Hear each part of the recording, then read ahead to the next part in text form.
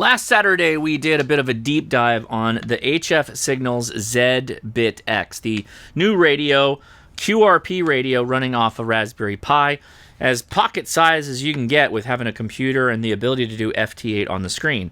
But a couple of times during the live stream, this reset itself, and there was some wonder if it was the hardware of the radio or if it was something I had done. And what? We just reset it. Okay, maybe not with the drive 100 there, bud. Let's go ahead and bring that down to 75. How's that sound? Okay.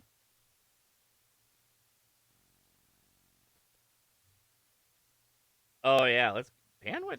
Well, okay, hold on. Let's see what it comes back in, because it needs to reboot. You know what? I'd rather the whole thing reboot itself than for it to just actually die, the finals to die. So let's see.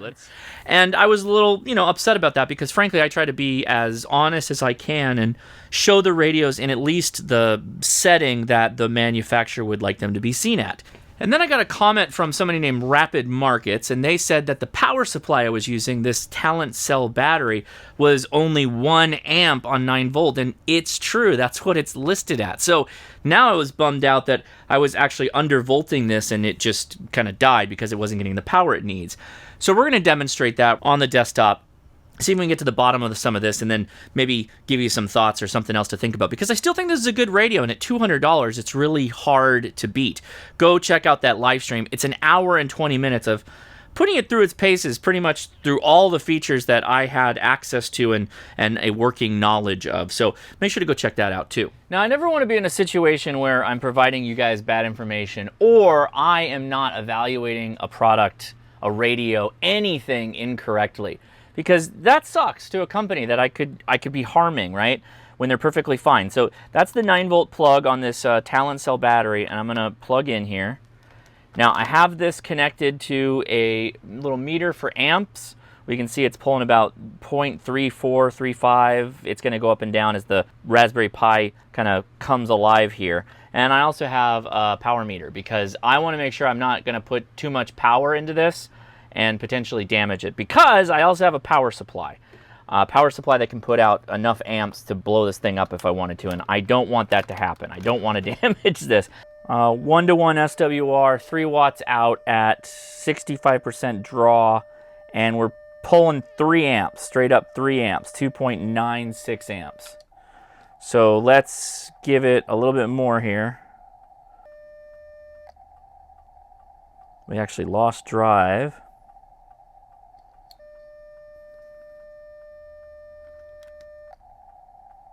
I don't want to give it much more than that, the 3 amps. For the sake of testing, I'm going to get off of this power supply. I'm going to go back to the 18650 plug here. Get that out of the way for now. Okay, it's 1.8 watts.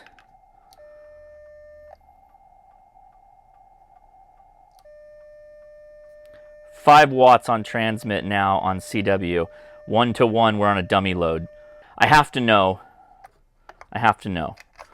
Perhaps in the live stream I damaged it. I have to know. We're going to open the other one. I just have to get to the bottom of this.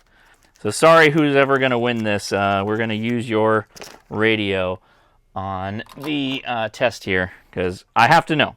It's good to have 2 radios for this kind of testing, right? Bring the drive down to 65. 1.57566 watts out. All right, I have my Talent Cell battery plugged in, and yes, it advertises on the bottom 1 amp only output, but I also have my little power meter here, so we should be able to see what we get out. So we're at 50% drive, and that's 2.6 amps, getting about 1.9 watts out, which we're showing about 2 watts here. So let's kick that up to 65. And that's 3.12 amps on draw, 3 watts out. Let's go to 80. 3.46, and then we found the reset at 3.77 watts. So, hey, at least it's not killing itself, which is good. I appreciate that. So it's possible that this is the draw of the battery. The battery just gave out, over 3 amps. So what I'm going to do is I'm going to disconnect this, and I'm going to bring in my little power supply here. 3.5 amps at 50% drive. 2 watts. So we'll go to 75 because we know that seems to be okay. It's already at 3.5 amps on draw at 3.6. It's taking all those amps too. It's now at 3.8 and it's taking it here. So I don't think we want to go much higher than that. I'm going to bring this back down. No, I'm going to leave it at 3.7. 4 watts out. So it's consistently getting 4.5 watts output. And it looks like the draw, it takes all that 3.7 amps. I don't want to really go higher than that. About it, 5 watts.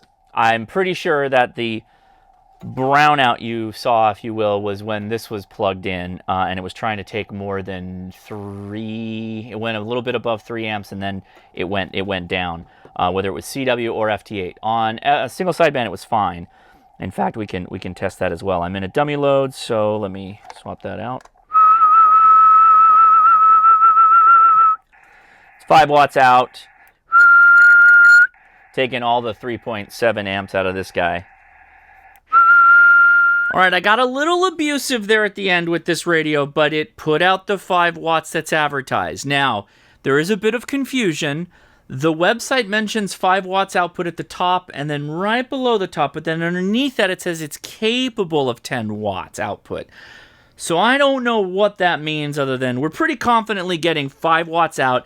I even kind of browned it out a couple of times. I did some things to this that I think probably would have damaged maybe the zBitX, but it didn't have a problem with it. It's fine, and it keeps coming back, and it keeps putting out 5 watts. So I'm actually even more happy about this, and I'm more confident to just take this with me.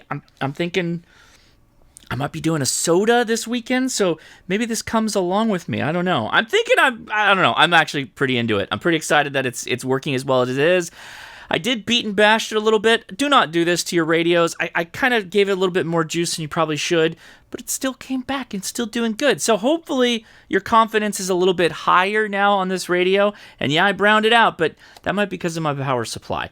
The Talon cell works fine for CW and for digital out. Just make sure that as you're getting close to that 5 watt, you're going to be a little bit careful depending on what you're doing. Single sideband, no problem. Not a problem at all. Most of the time, Morse code, fine. FT8 was, you're getting a little bit of that stuff we saw on the live stream. Anyway, I hope this clears it up. I hope you have a little bit more confidence in this radio, particularly since I abused it a little bit.